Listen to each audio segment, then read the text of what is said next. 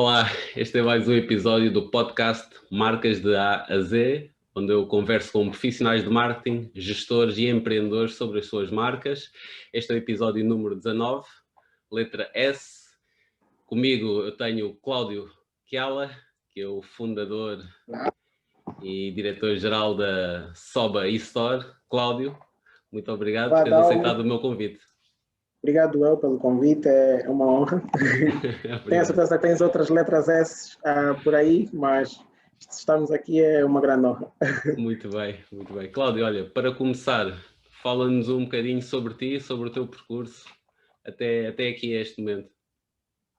Bem, eu, de uma forma assim um bocado resumida, eu fui parcialmente estudante de Engenharia de Telecomunicações e foi daí onde surgiu toda a paixão por programação e depois, isso na Universidade Católica, e depois fui estudar gestão e administração de empresas com foco em marketing e bolsa de valores em Miami, nos Estados Unidos, e foi lá onde, pronto, consolidei as duas coisas e decidi então a criar a Soba. A Soba foi criada aqui oficialmente em 2014, mas ainda não tínhamos nada relacionado com o e-commerce em si. Estávamos a fazer uma prospecção e tudo mais, e enquanto e-commerce começamos então em 2016. Para início de conversa era mesmo para ser apenas num setor específico. Começamos com a indústria têxtil, e meio que para entender o negócio e depois assim ir abrindo categorias à medida que o tempo fosse passando. Então, acho que é basicamente isso. O Soba eStore, que é uma plataforma de e-commerce. Como é que surge a ideia de começar um negócio de e-commerce em Angola? É assim, eu sempre fui muito fã da vida digital, assim que eu gosto de chamar. E eu sou ainda mais fã do Amazon. Eu acho que em toda a sua estrutura, em toda a sua história, em tudo que ultrapassou e em todas as várias perspectivas que conseguiu, vários stakeholders que conseguiu colocar a funcionar, desde logística a transporte, a tudo, da forma como conseguiu integrar tudo, e depois como é que foi entrando para outras vertentes, mais para pagamentos, para outras soluções, mesmo a nível de produtos. Sempre foi algo que me apaixonou muito e que me fez ver que não era exatamente uma ideia descabida, porque no fundo eu também queria fazer tudo, mas pronto, se for a dizer, olha, eu gostaria de fazer e fazer e fazer, já parece que quer estar em todo lado, mas há sempre o Amazon mostrou que há sempre como integrar, e então essa meio que foi a inspiração. Depois, pronto, vivendo nos Estados Unidos, eu tinha a experiência de que tinha isso funcional a 100%, sem qualquer problema. Eu comprava desde as coisas mais simples, as mais complexas, pelo Amazon e sem qualquer problema. Então, levou-me a pensar, por que não? Então, a princípio era um projeto de escola, e depois foi se desenvolvendo, e então ficou na minha cabeça, por que não em Angola? Porque eu sabia que, independentemente de tudo, eu voltaria para aqui, e o meu destino seria aqui, então eu teria de construir isso aqui. Então, os primeiros passos começaram nos Estados Unidos, a nível de estratégia e essas coisas, mas tudo que foi ação foi aqui, e tudo localmente. Muito bem. Dificuldades para construir uma plataforma dessas, para desenvolver uma plataforma dessas inicialmente aqui? Muitas, começando pela própria banca em si. A própria banca, vamos começar primeiro a nível EMIS, não é? Que, não havia muitas referências. Eu cá em Angola conhecia já a Completos. A Completos é o site que eu, se fosse no hip-hop, seria o OG, né, old school. Então, pronto, já existia Completos no que toca a compras online. Existiu por alguns meses a Stylus, e depois também, pronto, existia o Kwanza Online, que era muito promissor em termos de pagamentos online. E então, a existência deles despertou em mim a cena do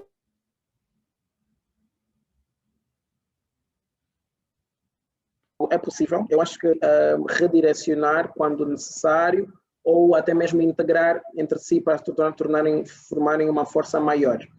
Então, fui lendo um bocado e pesquisando um bocado sobre a experiência deles, que não era muito na altura também em termos de informação. Certo. E o primeiro passo foi a EMIS. Por quê? A maior parte dos empreendedores, que não eram muitos, mas a maior parte dos empreendedores com quem eu conversava, já vinha com traumas da EMIS. Diziam, olha, se não conheces ninguém, não vais conseguir ter reuniões com a EMIS. Se não fizeres isso, a EMIS vai-te complicar, vai fazer e tal.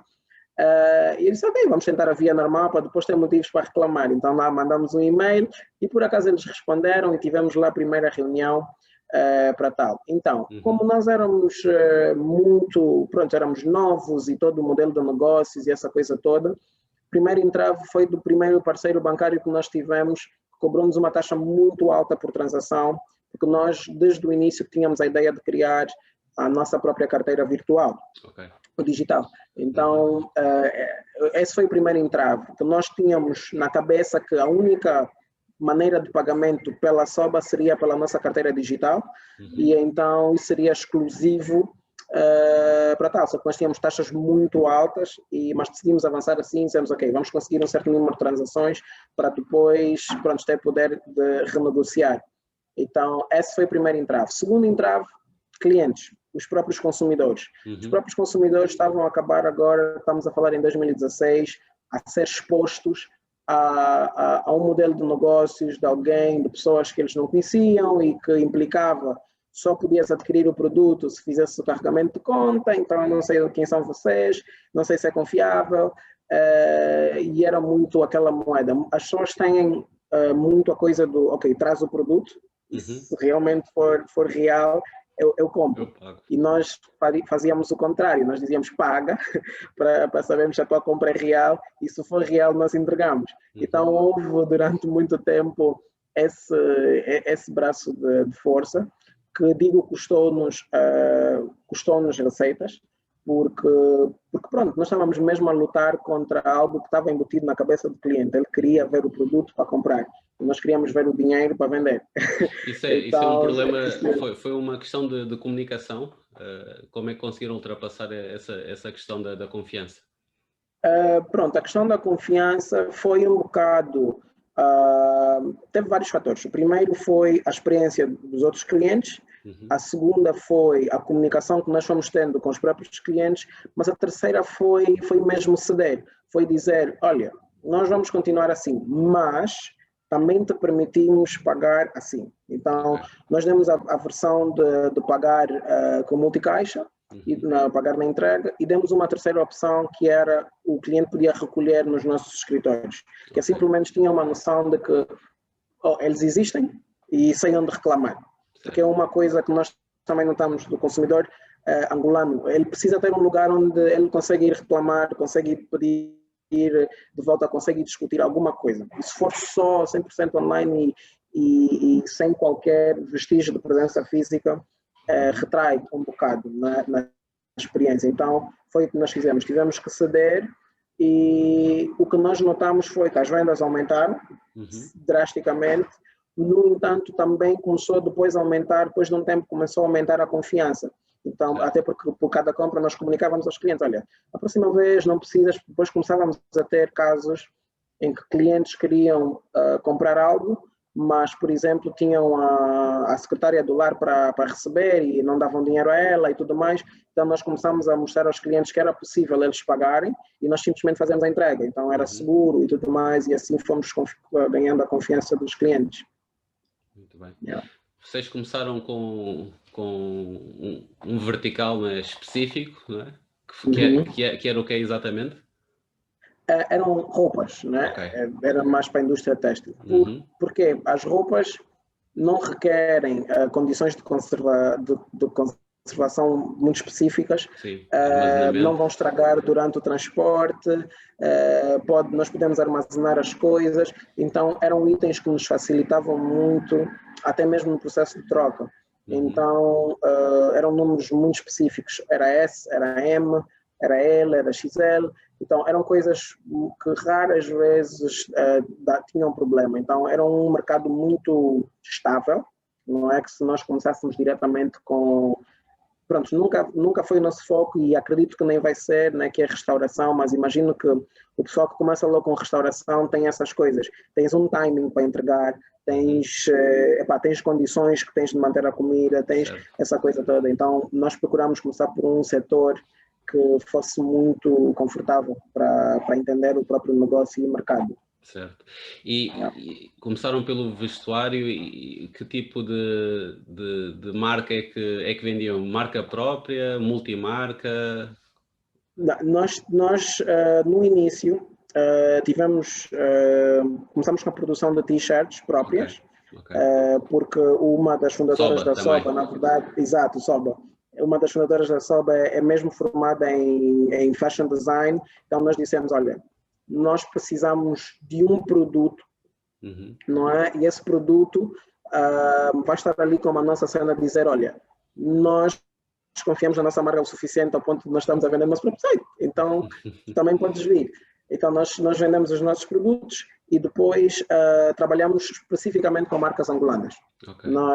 Lembro-me que na altura as primeiras 3 marcas foram a Mahatmas, a Vanusa Carmo e a Van Sophie no caso, e a Saco Cuia. E depois fomos crescendo um bocado mais em termos de marcas. Né? Okay. Calçados e tudo que tinha a ver com vestuário. E depois como é que esses verticais foram evoluindo? Como?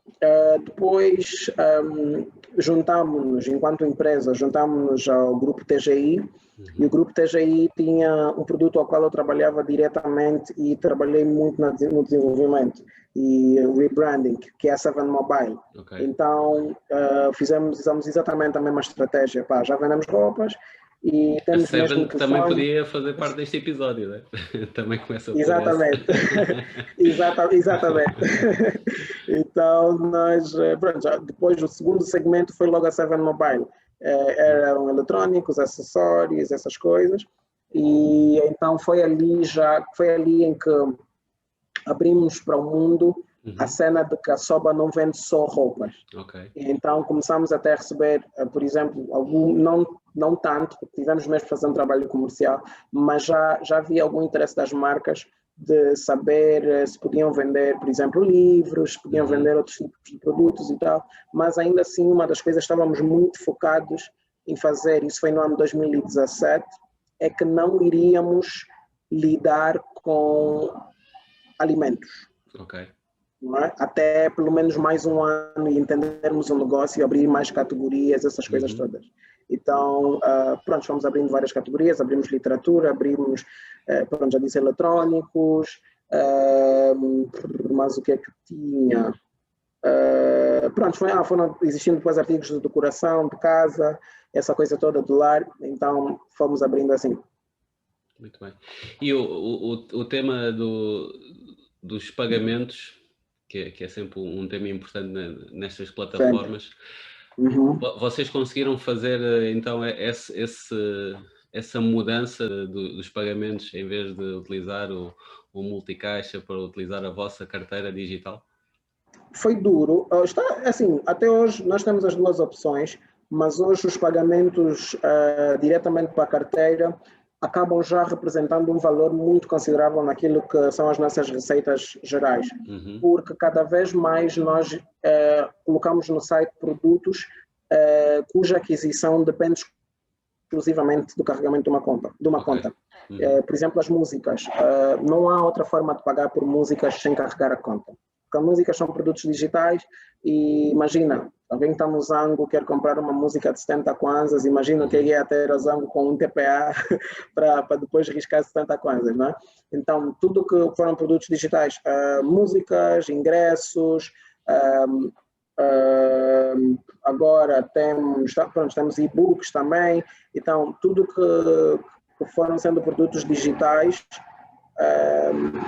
houve então essa obrigatoriedade de carregar a conta. Então as pessoas foram encontrando vantagens. Então às vezes as pessoas carregavam exatamente o que iam gastar porque não tinham aquela confiança se o dinheiro, se o remanescente ia realmente ficar na conta. Então, pronto, depois foram tentando com 10 kwanzas a mais, e depois de 500 e tal, e pronto, e hoje já tens pessoas que já mantêm valor guardado para uma próxima compra, então cada vez mais pessoas. Yeah. A música foi uma inovação que vocês introduziram aí na vossa plataforma, certo? Exatamente, isso em 2018. Em 2018 a música foi, na verdade, pronto, eu sou músico nos tempos livres, então era um segmento com o qual eu sempre quis trabalhar e contribuir. Então, de repente, a Soba era a plataforma onde eu podia fazer isso. E, no entanto, como se tratavam de pagamentos com valor muito pequeno, nós vendíamos o single, vendemos ainda num valor entre 70 a 100 kwanzas, eram valores que na altura pesavam um bocado naquilo que eram as comissões cobradas pela própria banca nessas transações, não é? Então, uma das coisas que fez todo sentido na altura foi a parceria que nós tivemos com o Shikilah Money. Então, o Shikilah Money, na altura, nós deixamos o banco de apoio com que usávamos e passamos a usar o Shikilah Money, que ofereceu-nos taxas melhores, que nos permitiram então sonhar com produtos com valor mais baixo, mas que gerariam volume. E depois, ao facto do Shikilah Money estar disponível em vários lugares, cria meio que uma segunda lufada de ar fresco para os nossos clientes, porque eles sabem que se não encontrarem no nosso escritório, eles sabem, por exemplo, que podem reclamar o seu dinheiro noutro sítio. E sendo um banco, tinham então estavam mais à vontade, porque não é uma estrutura bancária de ir para uma agência e as pessoas ficarem, não posso investir de qualquer forma e tudo mais. Então, de repente, tornámos-nos mais próximos, né, das pessoas e comunicámos juntos. Então, durante esse tempo, nós conseguimos trabalhar com os próprios artistas e trabalhar com o banco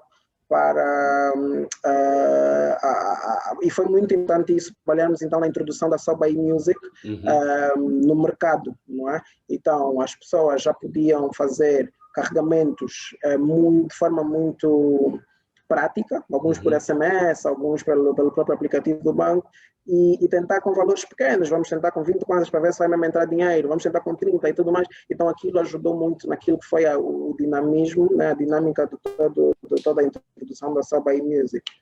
Os artistas encontraram uma forma alternativa, porque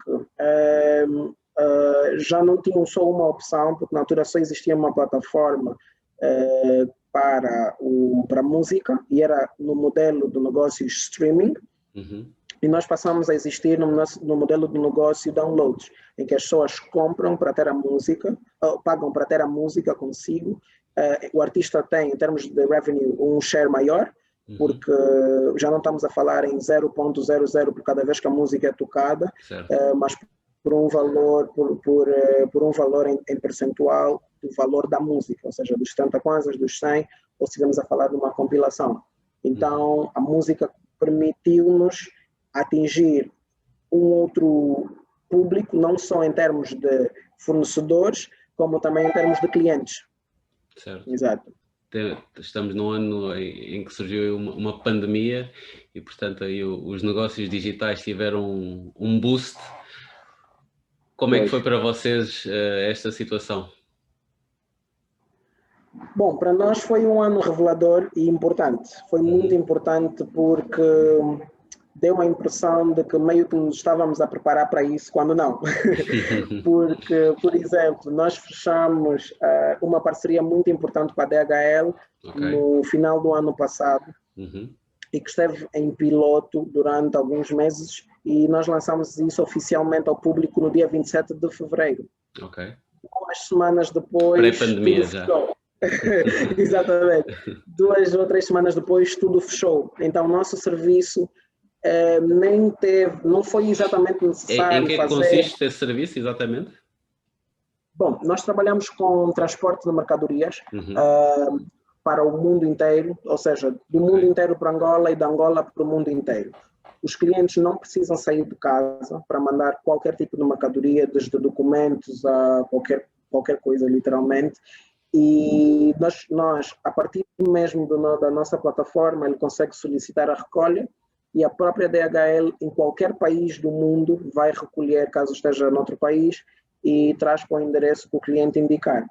Então, tudo isso sem a necessidade de ir para um balcão, sem a necessidade de qualquer coisa do género. Então, ao desenvolver este serviço... E tudo pago em kwanzas, sempre? Tudo pago em kwanzas, independentemente de ser importação ou exportação. Uhum. Então, esse serviço por si só não precisou ter o plano original de comunicação, porque começou logo como uma necessidade extrema mundial.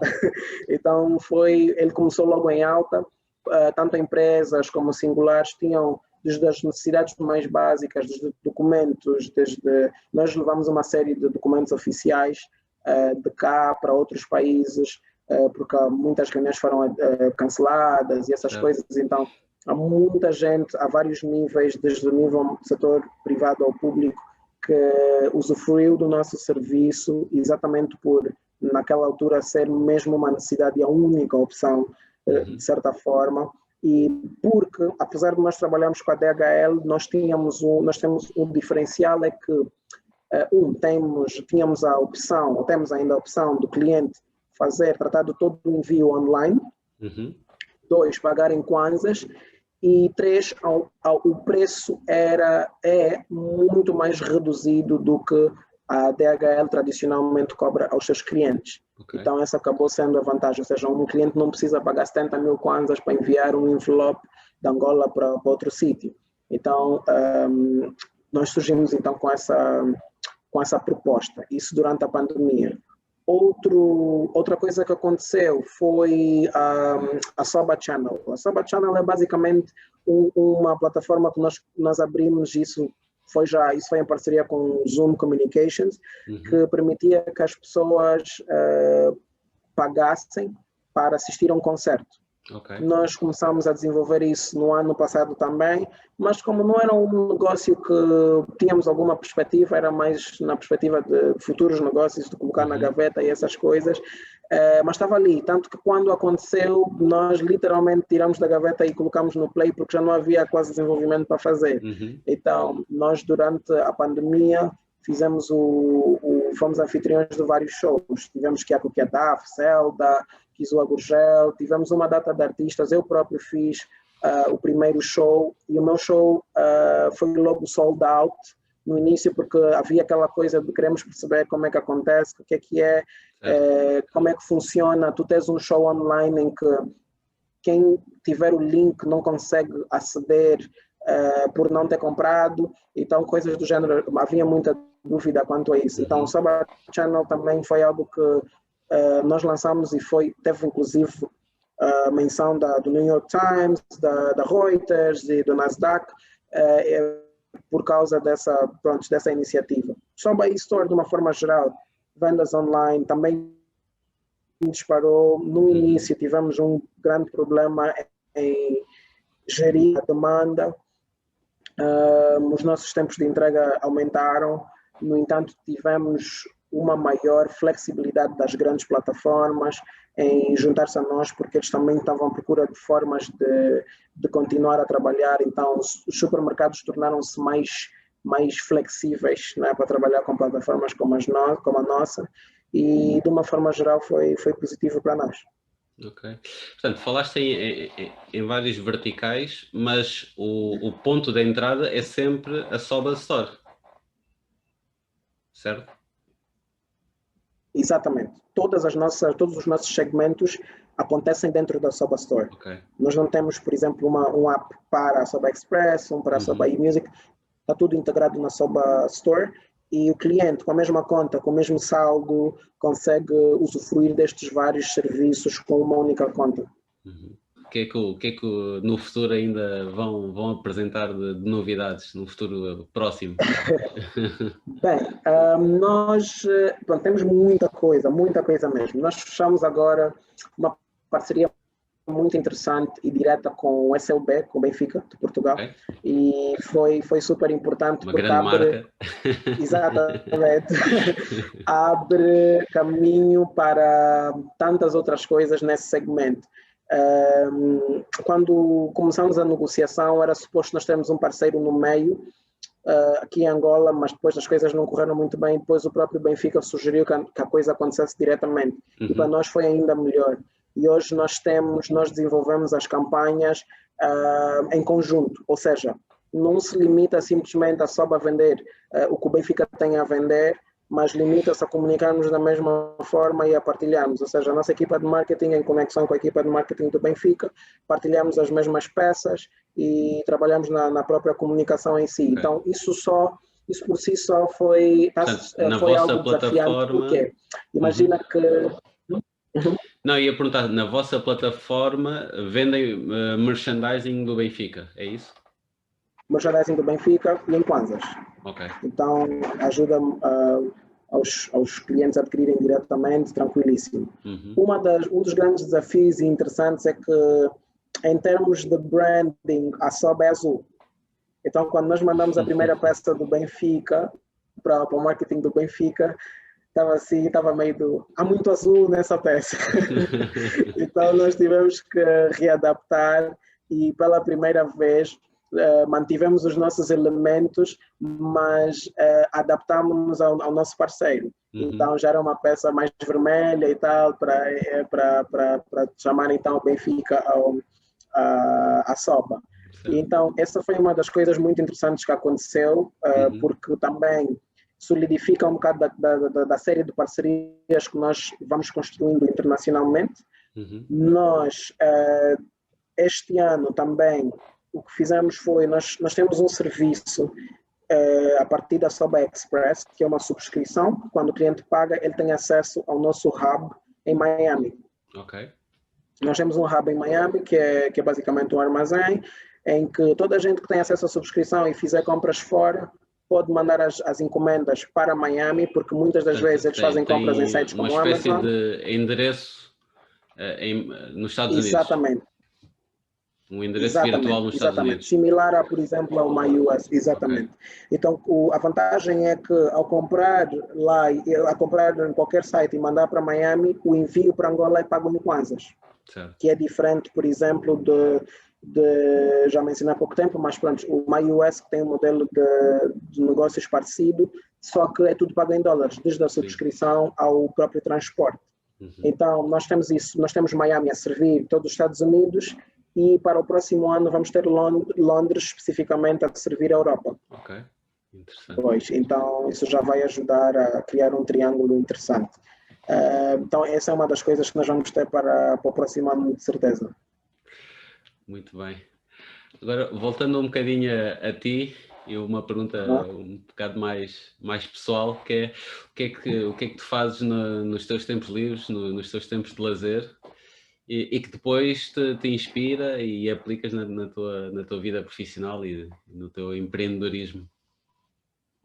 É assim, eu acho que está cada vez mais difícil eu definir a mim mesmo o que é o meu tempo de lazer. Porque muitas das vezes, no meu tempo de lazer, eu crio alguma coisa. E para mim, eu estou a aproveitar do meu tempo de lazer, mas acaba sempre estando ligado ao trabalho.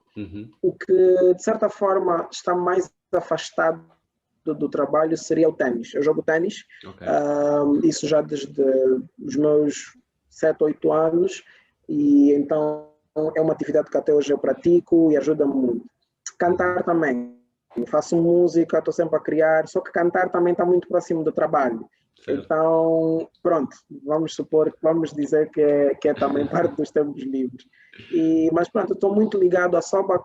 A soba não me consome tanto quanto como um emprego em que eu me estresse só a nível pessoal. A soba é meio parte de mim, então mesmo é um pouco difícil separar e acaba estando presente em quase tudo. Mas de uma forma geral é ténis, música e pronto, está com pessoas próximas. Claro. Uma mensagem final, agora que estamos aqui a chegar à reta final da nossa conversa, uma mensagem final para a nossa audiência. Bom, a minha mensagem para mim tem funcionado pelo menos, e o conselho que eu deixo é estudar cada vez mais formas de integrar. Como é que marcas em ação integra com Soba, como é que Soba integra com qualquer outra marca, porque é na verdade isso que faz as marcas em ação, não é? Não é estarmos cada um dos 50 sites com uma carteira só, com várias carteiras, e depois eu, enquanto cliente, tenho 100 kwanzas na Soba, 200 aqui, 100 ali, depois estou tudo perdido, uma não pode funcionar com a outra.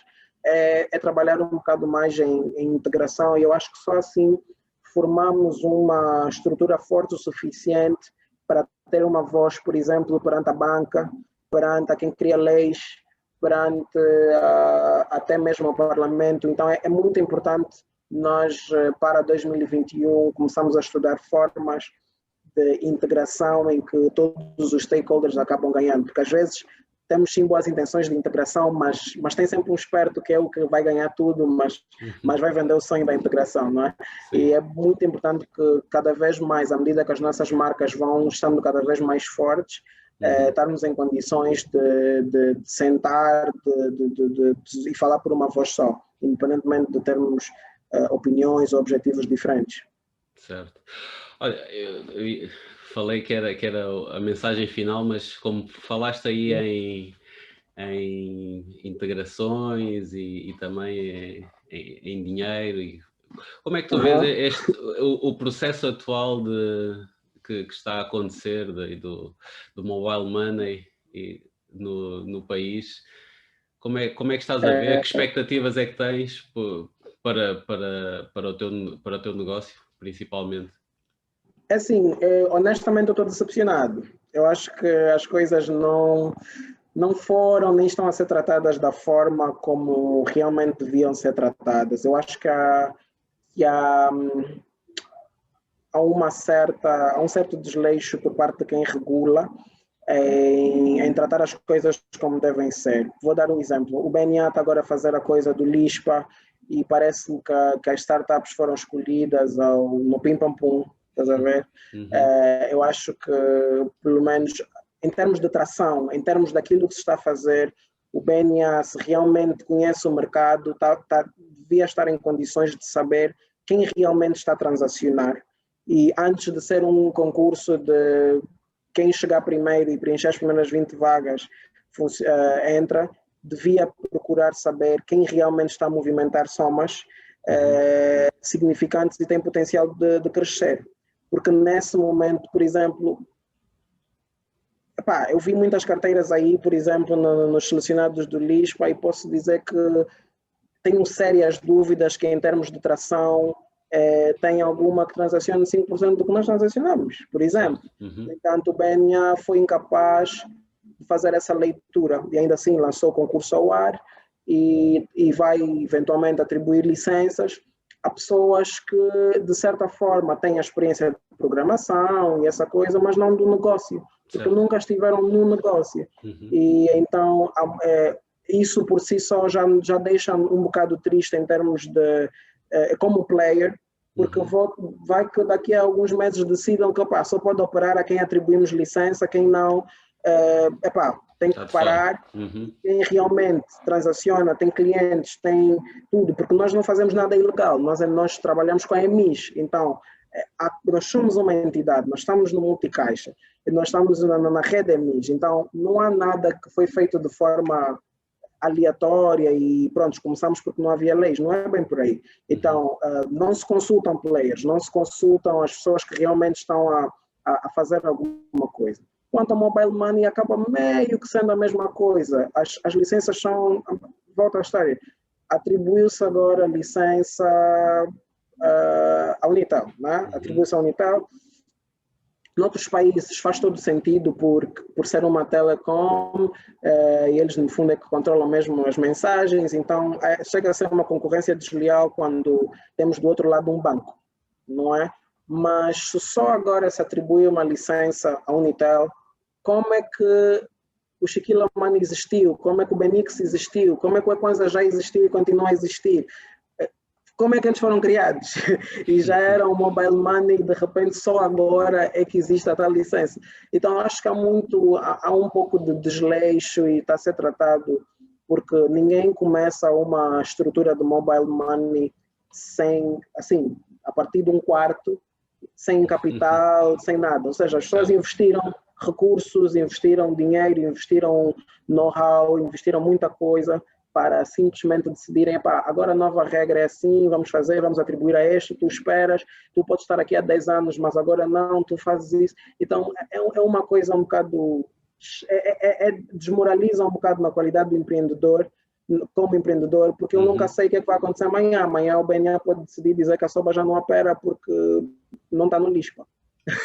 Então é um pouco desmoralizador, mas pronto, vamos lá ver. Continuar a trabalhar.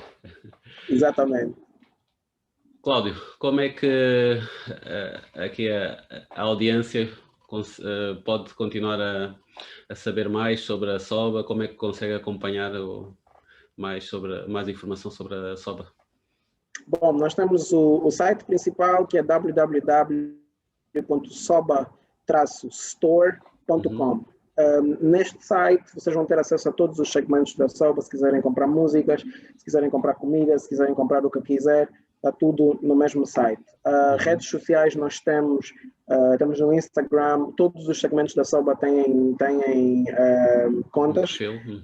No Instagram, tem no Facebook e no Twitter apenas a SOBA Store e a SOBA Music. Então vocês podem procurar por SOBA Store, podem procurar por SOBA Express se quiserem enviar mercadorias, podem procurar pela SOBA Music se quiserem comprar ou vender músicas, e mesmo para fornecedores, a partir do site tem todas as opções para vocês preencherem e depois terem os produtos à venda na nossa plataforma. Ok.